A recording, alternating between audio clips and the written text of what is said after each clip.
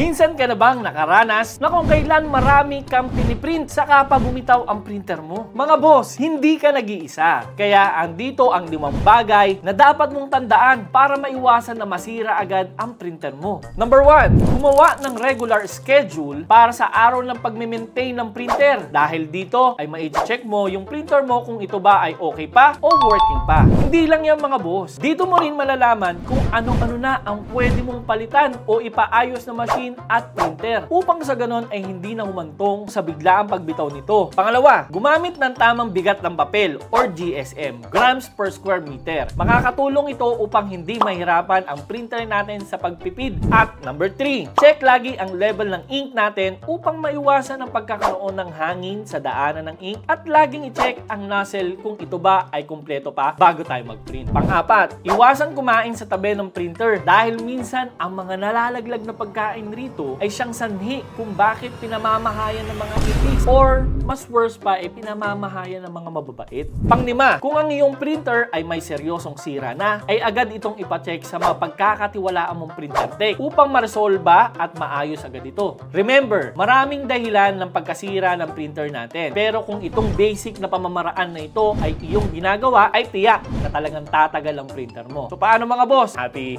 printing!